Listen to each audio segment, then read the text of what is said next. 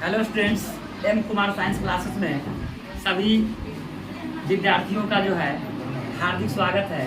और आज हम आपको सर्कल के बारे में पढ़ाने हैं। सर्कल का जो भी बेसिक कॉन्सेप्ट होता है उसको हम लोग अच्छी तरह से आज कवर करेंगे, ठीक है। सबसे पहले अक्सर बच्चे ये नहीं समझ पाते हैं कि सर्कल एक्चुअल में होता क्या है, वृत्त क्या होता है। इसको समझने की पहले जरूरत होती है। तो सर्कल जो होता है, वृत्त जो होता है, किसी बिंदुओं का एक बिंदु पथ है। वृत्त क्या है? बिंदुओं का एक बिंदु पथ होता है जिसकी दूरी नियत बिंदु से हमेशा नियत हो। मेरे कहने का सेंस है, उसको जरा देखिए। सर्कल, मैंने क्या कहा आपको? सर्कल जो होता है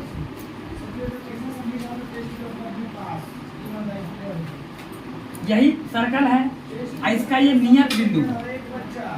तो ये आप देख रहे हैं कि ये जो फेंस जो बना हुआ है, ये घेरा जो बना हुआ है, इसका पूरा घूम करके वो देखिए वो बिंदुओं से मिलकर बना हुआ है।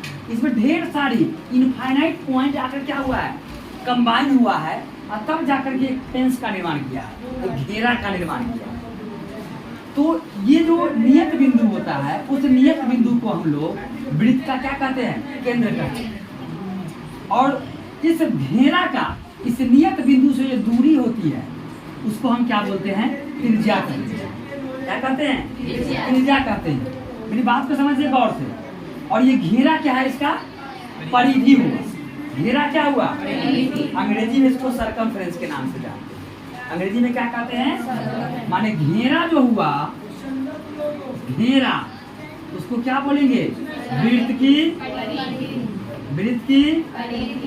परिधि बोलते हैं। अंग्रेजी में इसको बोलेंगे क्या? सरकमफ्रेंस। क्या बोलेंगे?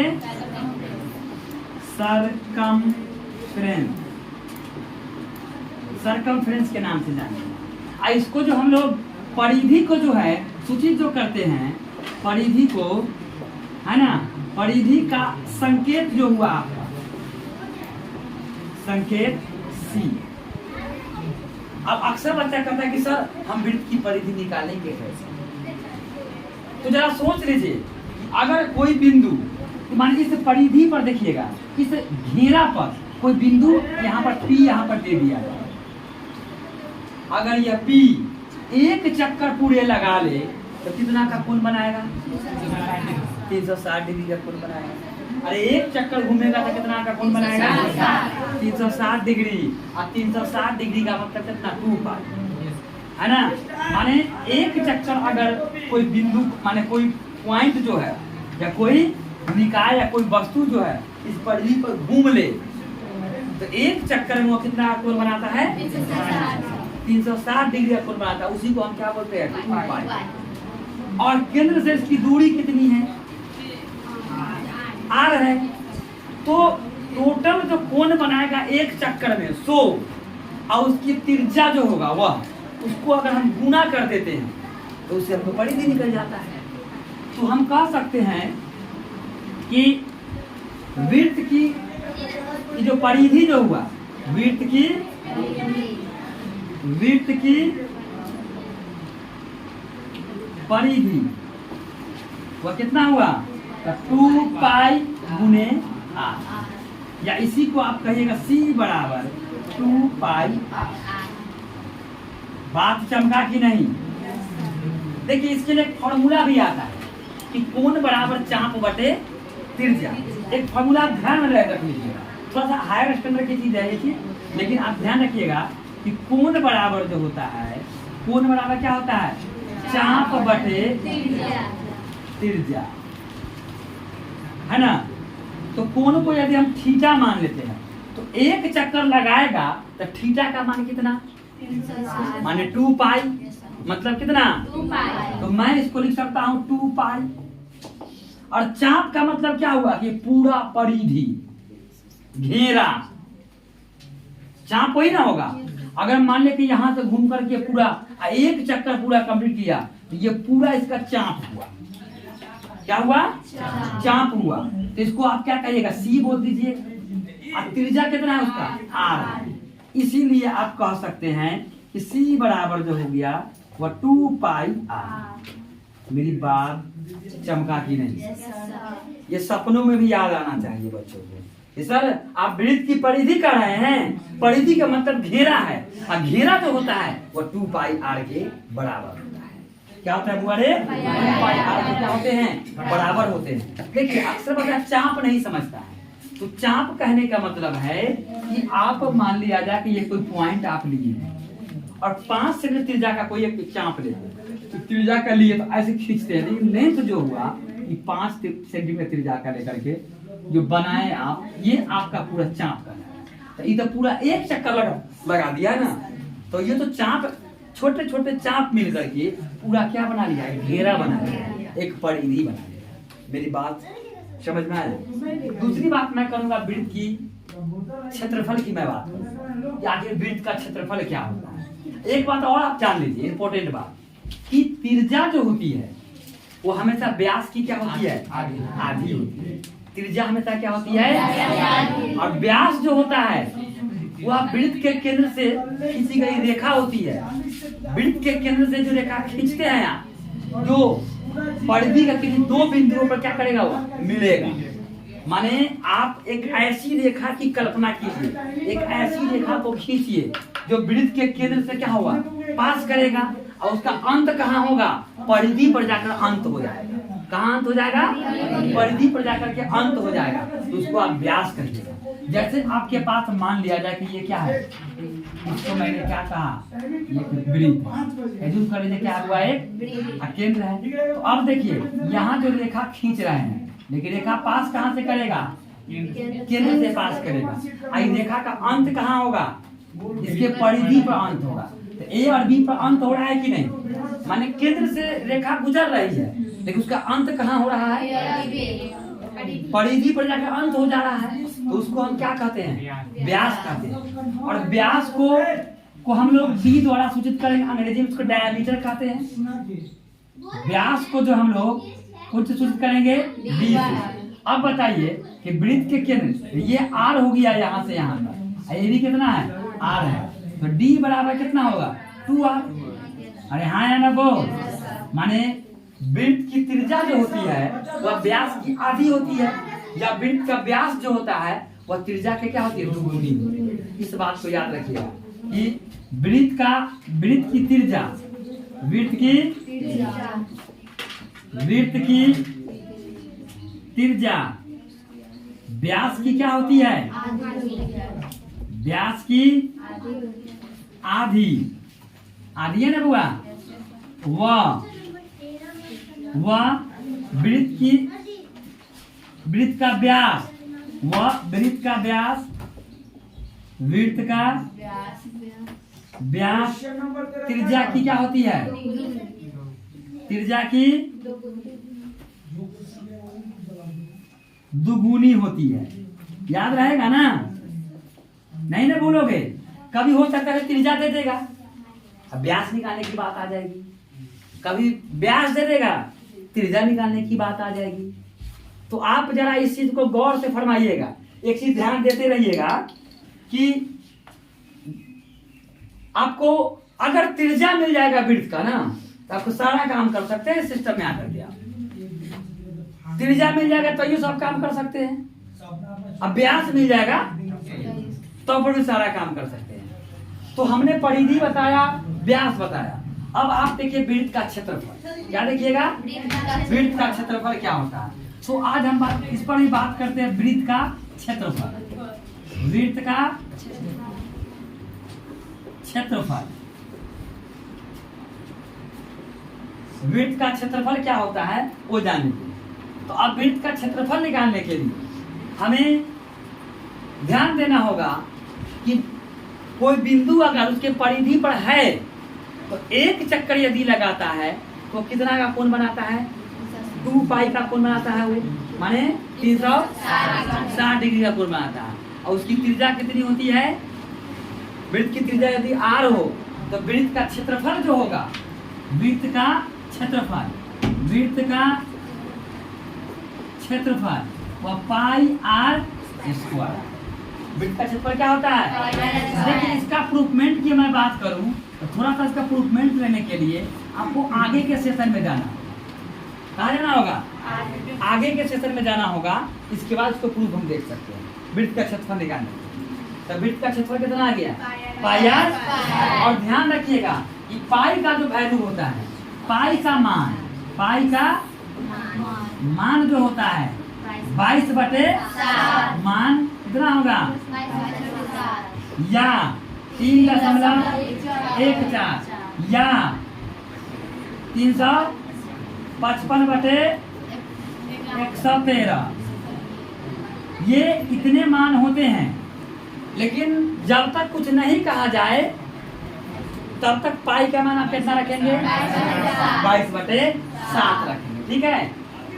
और इस आगे के हम लोग देखेंगे सेशन में कि आखिर वृत्त से जो कुछ आकृतियां काटी जाती है, ये त्रिज्य खंड हो गया, वृत्त खंड हो गया, इसकी जानकारी आपको हम शेयर करेंगे।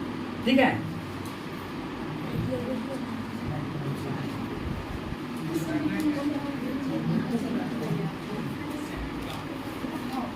सेक्टर, त्रिज्य खंड,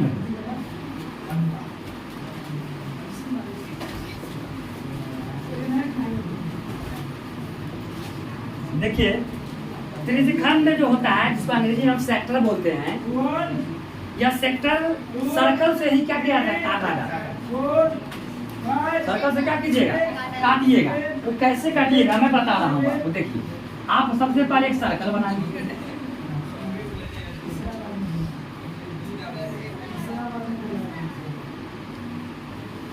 अक्सर बच्चा जो है ना ये समझ ही नहीं पाता है कि सेक्टर क्या चीज होती है, ये त्रिज्यखंड क्या होता है। बच्चा को समझ में नहीं आता है। नतीजा क्या है कि क्वेश्चन बनाने के समय फॉर्मूला जानता है लेकिन उसको अप्लाई नहीं कर पाता कि यहाँ कैसे लगेगा। लेकिन बच्चों को जब फिगर का पूरा नॉलेज आ जाएगा तो परेशानी हट जाता है। तो होता क्या है कि ये त्रिज्यखंड जो होता है कि किसी वृत्त के अंदर जो है ना, वृत्त के अंदर उसकी जो दो त्रिज्या जो होगी तो किसी कोण पर सेपरेट हो जाएगा। देख लीजिए, मैं हम तो फिगर बना रहे हैं तो आप जो फिगर देख रहे हैं इसको ओ ए ओ बी के जो बीच का जो क्षेत्र जो बना हुआ है, सॉरी ए ओ बी ना है, ए ओ बी, इसकी त्रिज्या कितनी है? आर है। त्रिज्या ना आर है, इसका त्रिज्या मैंने आर मान लिया है। क्या मान लिया है? 8 सेंटीमीटर का त्रिज्या है। तो इसका जो बीच का जो एरिया जो बना हुआ है, इस एरिया को देख रहे हैं ना, इसको मैं थोड़ा सा पेंट कर देता हूँ, सैडेड पोर्शन में ले आता हूं। इसको हम क्या बोलते हैं? इसी को सेक्टर बोलते हैं। क्या बोलते हैं? हुआ माने एओ भी क्या हुआ? त्रिज्यखंड है। इसका संकेत देखिएगा, त्रिज्यखंड का संकेत। तो संकेत की मैं अगर बात करने जाऊँ, संकेत कैसा होगा तो कुछ नहीं करना है। दो समान लंबाई का रेखा खींच दीजिए, इसके बीच का एंगल क्या जूम करेगा? थीटा। और यहाँ पर एक चाप की लंबाई है 8 बना। ये इसका संकेत है। थीटा देने की आपको जरूरत नहीं है।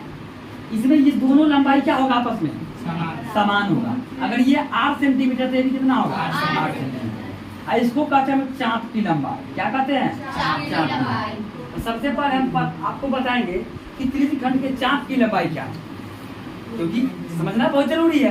तो त्रिज्यखंड का चाप की लंबाई ज्ञात करने के लिए आपको कोण के बारे में जानकारी होना चाहिए। आखिर अगर ये ए से चला था, कहाँ चला था बुआरे? ए से चलना शुरू किया और चल कर कहाँ? बी पर पहुंच गया। अगर ये ए से चल करके पूरा एक चक्कर पूरा ए पर पहुंच जाता तो 2 पाई कोण बनाता। लेकिन वह कहाँ रुक गया? बी पर जाकर रुक गया। तो पूरे कोण का कोई ना कोई हिस्सा तो बनाया होगा। अक्सर बच्चा हिस्सा नहीं समझता। अब मान लिया आपके पास 10 रुपए है, 10 रुपए आपके पास है, आपने 2 रुपए खर्चा कर दिया। तो बताइए कि 10 रुपए का कैमा हिस्सा आपने खर्चा किया? अगर आपके पास 10 रुपए हैं उसमें से 2 रुपए आपने खर्चा कर दिया तो कैमा हिस्सा खर्चा किए? 5वां हिस्सा माने 1/5। पांचवा हिस्सा खर्चा किए। तो वही बात था यहाँ पर, टोटल कोण कितना बन रहा था 360 का, उसमें से कितना ट्रेवल कर लिए थीटा, तो हिस्सा कितना हुआ थीटा बटे 360। बात समझे ना, मैंने त्रिज्यखंड का कोण जो हुआ वो पूरे कोण का कितना हो गया, क्या भाग हुआ थीटा बटे 360। इस बात को ध्यान रखिएगा। तो हम यहाँ पर कह सकते हैं कि AOB का AO माने त्रिज्यखंड AOB का कोण बराबर कितना होगा, तो कुल कोण का माने कितना हिस्सा हो गया वो, अरे पूरे कोण का हिस्सा निकालना होगा ना, या ये भी लिख सकते हैं हम त्रिज्यखंड AOB का कोण ना, कुल कोण का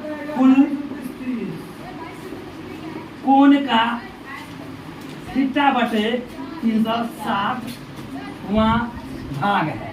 क्या हुआ रे, है कि नहीं, इतने भाग में है जी। अरे पूरा कोण आपके पास कितना था 360 था, थीटा उसमें से आपने ट्रैवल कर लिया, उसमें से खत्म कर दिया, तो कितना खत्म जो की तो पूरे कोण का क्या हिस्सा, तो थीटा बटे 360। मैंने एक एग्जाम्पल शुरू में जस्ट मैंने बताया ना कि 10 रुपए है वो 2 रुपए खर्चा कर दिए, तो खर्चा जो किए रकम वो कुल रकम का क्या हिस्सा है, पांचवा हिस्सा माने 1/5। वैसा ही मैंने पता, अर्थात थीटा का मान कितना हो गया त्रिज्यखंड के लिए थीटा बटे 360 डिग्री। किसके लिए है यह, त्रिज्यखंड के लिए थीटा हुआ, किसके लिए हुआ त्रिज्यखंड के लिए। यहाँ पर लिखना है तो लिख सकते हैं थीटा किसका हुआ, त्रिज्यखंड का, त्रिज्यखंड के लिए, इसके लिए। अब हमें चाहिए चाप की लंबाई, तो हम लोग पढ़े हैं अभी चाप की लंबाई निकालने के लिए। तो बताइए कि कोण बराबर क्या होता है, चाप बटे त्रिज्या। अरे कोण बराबर क्या होता है, कोण बराबर चाप बटे त्रिज्या। क्या चाहिए बुआरे, चाप बटे कौन चीज, चाप बटे त्रिज्या।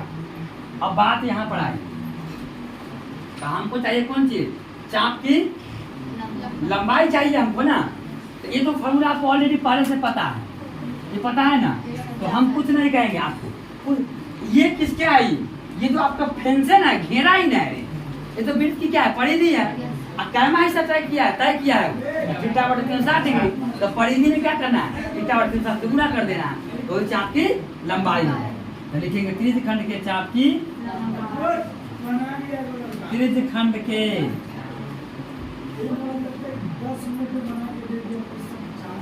चाप की लंबाई बराबर वृत्त की परिधि गुने हाँ थीटा बटे। तो वृत्त की परिधि क्या होता है, गुने थीटा बटे 60 डिग्री। काटोगे ये भी लिख सकते हो पाई आप गुने थीटा बटे 180 ना हो जाएगा 180। चाप की लंबाई को आप चाहे तो L लिख सकते हैं, क्या लिख सकते हैं, कोई दिक्कत, निकल गया। अगर आपको क्या निकालना है, क्योंकि त्रिज्यखंड है इसमें कोना है, अरे कोना है तो इसके पास क्या होगा परिमिति होगा। तो त्रिज्यखंड की परिमिति जो होती है उसके बारे में ध्यान देखिए। त्रिज्यखंड की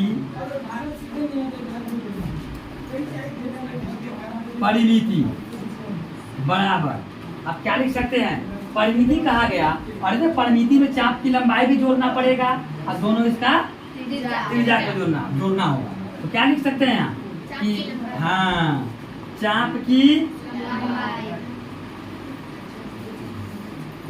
लंबाई प्लस 2r, ये r प्लस r, इसका कितना हो गया पाई r गुने थीटा बटे 180 प्लस 2r। ऐसा भी लिख सकते हैं, कोई दिक्कत है। अगर इसमें से r कॉमन निकाल लीजिए तो कितना होगा पाई थीटा बटे प्लस में कौन चीज, ऐसे भी आप ध्यान में रख सकते हैं। तो त्रिज्यखंड के परिमिति क्या आ गया r इंटू पाई थीटा बटे प्लस में 2 आया। और ऐसा क्यों हुआ, क्योंकि इसके पास कोना निकल गया, और जिसमें कोना होता है उसके पास परिमिति भी। अब हम लोग देखेंगे त्रिज्यखंड का क्षेत्रफल। त्रिज्यखंड का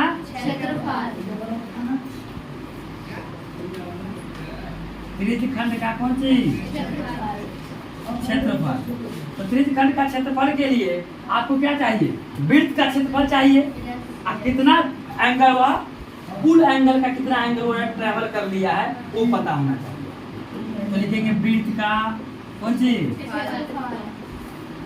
क्षेत्रफल गुने थीटा बटे बराबर कितना हो जाएगा? पाई आर स्क्वायर गुने। क्षेत्रफल को तो हम ए द्वारा सूचित करते हैं। तो ए बराबर कितना हो गया? पाई आर स्क्वायर थीटा बाई। आया समझ में? अब हम लोग नेक्स्ट सेशन के अंदर में देखेंगे कि मेजर एंड माइनर सेक्टर निकालना सीखेंगे। ठीक है, इस पर आपको थोड़ा ध्यान देना।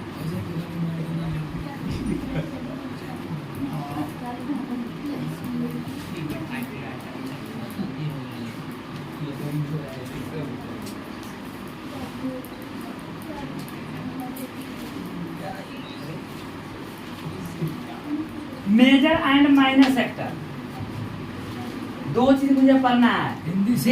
दीर्घ वृत्तखंड और लघु वृत्तखंड। दीर्घ वृत्तखंड और दीर्घ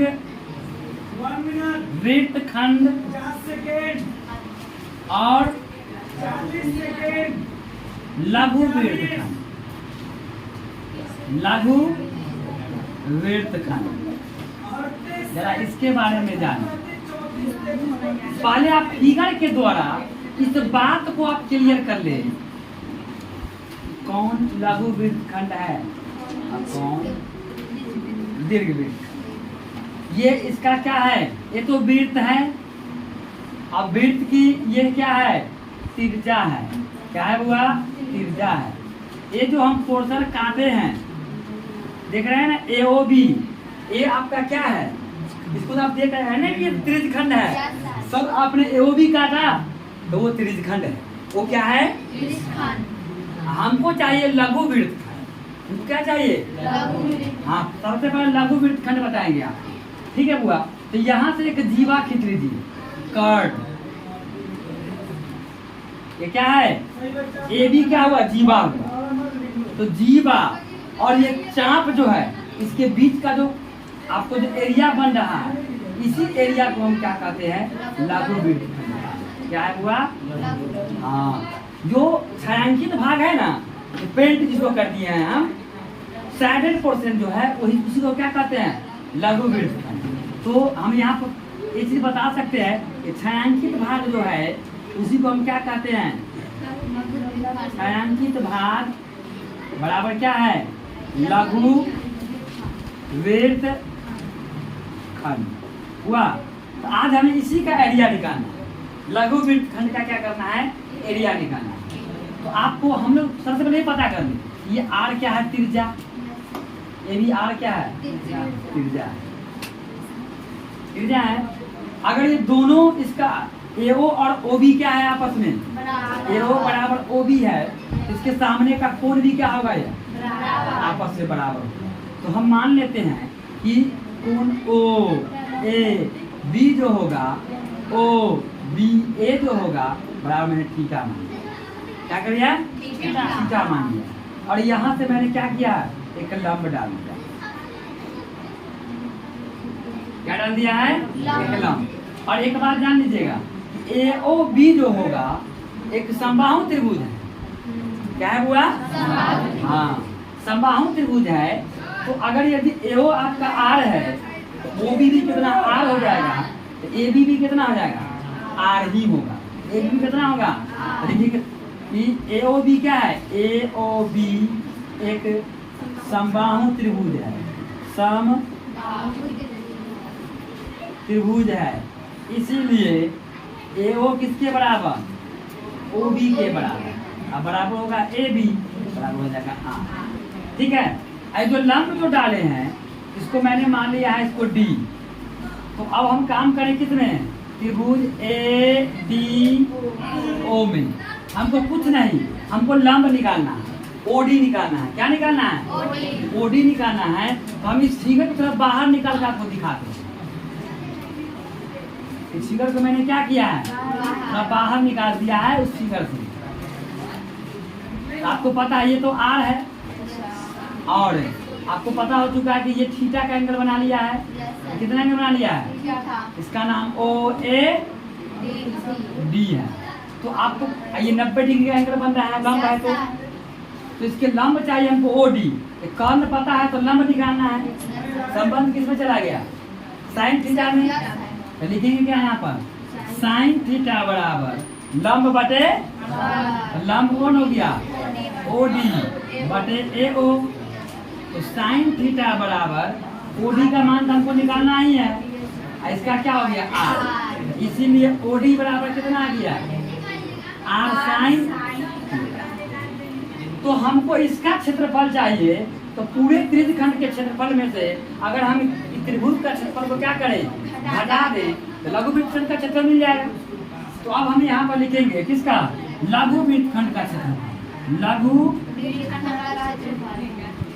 वृत्तखंड का कौन सी क्षेत्रफल बराबर।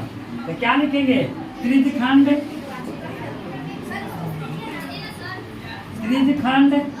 ए ओ बी का माइनस त्रिभुज ए ओ बी का क्षेत्रफल। ए ओ बी का यहाँ से कर दिए हैं। ए ओ बी का कौन सी? आप बताइए त्रिभुजखंड का क्षेत्रफल क्या होता है? पाई आर स्क्वायर थीटा बटे माइनस। अब क्या चाहिए हमको? त्रिभुज का क्षेत्रफल 1/2 गुने आधार। इसमें आधार है ए बी और ऊंचाई है ओ डी। लिखिए पाई आर स्क्वायर थीटा बटे माइनस हाफ। ए बी का मान आर हो गया और ओ डी का आया आर साइन थीटा। तो आप कॉमन निकाल सकते हैं कि नहीं? कॉमन निकालिएगा कितना? आर स्क्वायर आएगा पाई गुने थीटा बटे 360 डिग्री माइनस 1/2 साइन थीटा। तो क्या हो गया ये? लघु वृत्तखंड का क्षेत्रफल कितना आया?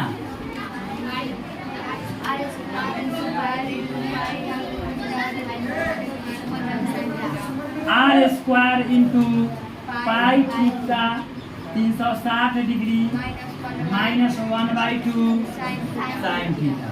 आया समझ में? अब एक टॉपिक और बच गया है, इसका नाम है दीर्घ वृत्तखंड का क्षेत्रफल। तो दीर्घ वृत्तखंड का क्षेत्रफल निकालने के लिए हमें शक्तिमान बनने की जरूरत नहीं है।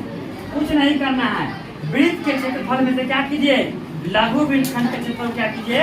घटा दीजिए। तो मैं यहाँ पर लिख दे रहा हूँ इसका दीर्घ वृत्तखंड का क्षेत्रफल। दीर्घ वृत्तखंड का क्षेत्रफल बराबर वृत्त का क्षेत्रफल। वृत्त का माइनस लघु वृत्त खंड का कौन सी क्षेत्रफल। तो pi r square minus r square pi theta बटे 360 degree minus half sine theta. आया कि नहीं? इस तरह से जो है मैंने आपको वृत्त का जितनी भी कॉन्सेप्ट थी मैंने आपको बताया। इतना पर जो है आप क्वेश्चन को सॉल्यूशन कीजिएगा तो लगभग 90% क्वेश्चन जो है आपको सॉल्व हो जाए। ठीक है।